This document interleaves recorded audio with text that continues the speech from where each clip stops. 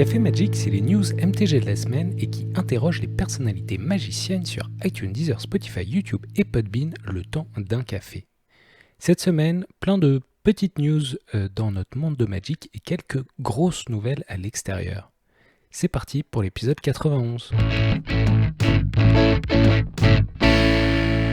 Et la semaine dernière, je disais qu'on commencerait bientôt les previews du prochain set Kamigawa Neon Dynasty, ce prochain set qui sera dans un monde japonais et futuriste, rétro-futuriste avec des néons. Eh bien, c'est pas encore pour maintenant. Tout ce qu'on a pour l'instant, c'est un petit peu de lore, un petit peu de l'histoire et une nouvelle illustration. Attention, tenez-vous bien, on voit une personne féminine qui fait la DJ sur des espèces de platines avec son corps robotisé. Donc apparemment dans ce monde on a des DJ qui mixent sur des platines comme si c'était David Guetta. Franchement ça m'a laissé un peu perplexe. Donc on va assez vite passer à la suite parce que ça a été annoncé il y a longtemps l'année dernière mais ça sort maintenant. Le Commander Collection Black va être en vente très bientôt dans nos magasins locaux. Commander Collection, c'est un petit peu comme des Secret Lair, c'est un petit ensemble de cartes, mais cette fois-ci qu'on peut acheter localement dans notre magasin préféré et qui a une petite dizaine de staples, de cartes utiles dans le format Commander, et à chaque fois c'est pour une couleur différente. Dans celui-là, on a de bonnes cartes de cubes avec l'Opiomancer par exemple, des cartes purement Commander comme Ghoul-Caller Giza ou l'Arena Phyrexian. On a même des staples de Legacy comme Reanimate et Toxic Deluge et des cartes juste jouées en EDH comme des Anneaux Solaires et Command Tower qui sont stylisés dans un style un petit peu sombre qui correspond à la couleur du mana noir. À propos de noirceur et d'horreur, le 28 janvier sort Innistrad Double Feature. Je ne sais pas si vous en avez entendu parler, mais c'est un produit que j'ai trouvé un peu mystérieux parce que expliqué pas très bien. C'est en fait les deux précédents sets Innistrad, donc la chasse de minuit et les noces écarlates, qui sont mélangés ensemble dans un seul set, comme un master set juste de ces deux derniers sets de standard, pour le plaisir du draft, avec deux rares dans chaque booster et un prix qui est un petit peu plus du double, à peu près le double d'un prix normal d'un booster, c'est un peu cher, et il faut le noter, toutes les cartes seront en noir et blanc. Et donc c'est un style différent qui moi aussi me laisse un petit peu perplexe. Mais bon, s'ils veulent, on verra si ça marche. Et ça sort le 28 janvier. Il y a eu aussi un article d'annonce de Magic Arena. Donc deux petits trucs pour savoir ce qui arrive bientôt. Déjà quelque chose qui a fin maintenant, à la fin de la semaine, c'est la fin du Cube Arena. J'adore le cube en général et donc ça me faisait plaisir de jouer en cube sur la plateforme, d'y découvrir un petit peu les cartes d'alchimie, mais ça c'est fini, je pense que ça reviendra bientôt sous une forme éventuellement un peu différente, mais le cube ne part jamais pour trop longtemps. Innistrad Double Master arrive aussi sur Arena et la spécificité là c'est qu'on aura des skins, des styles de cartes Dracula. Si vous êtes fan de Dracula, vous pouvez vous jeter sur l'occasion. Pour chaque nouveau draft que tu lances, eh bien, tu auras le droit à ce style de carte Dracula sur l'une des cartes.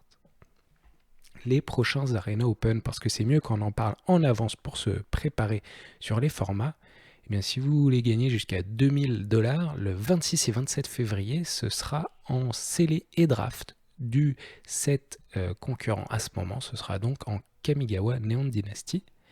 Et en avril, le 16 et 17 avril, ce sera un Arena Open en historique. Le 16-17 avril, c'est le week-end de Pâques, donc si vous allez en vacances chez votre mamie, pensez-y. Mais ça fait plaisir de voir que pour ces tournois, il y a une rotation des formats. La dernière fois, c'était en alchimie. Il y en a pour tous les goûts.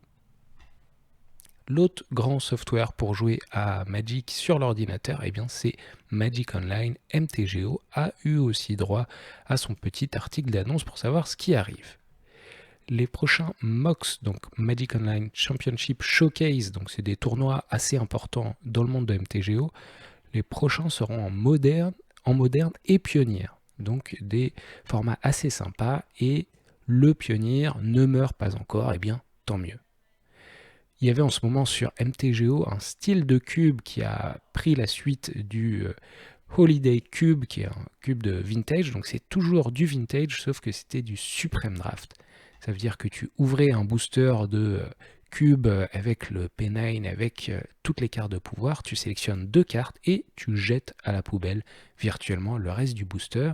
Tu fais ça 18 fois et donc ça faisait des decks vraiment très forts parce que tu draftais pas vraiment, tu prenais juste les meilleures cartes au tout début.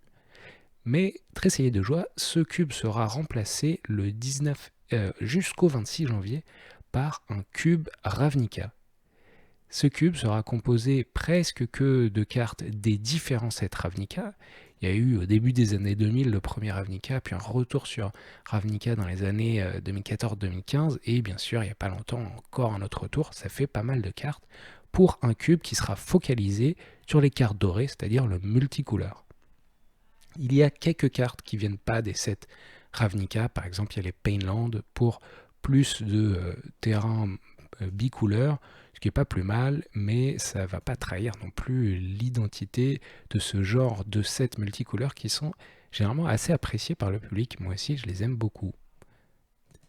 Et bah comme ça, on sait ce qui arrive pour jouer en numérique et bientôt sur votre plateforme préférée. Il y a du bon à venir. Maintenant, on va parler de nouvelles qui viennent de l'extérieur du monde de Magic. Des nouvelles assez énormes pour ce petit monde de l'entertainment et des jeux.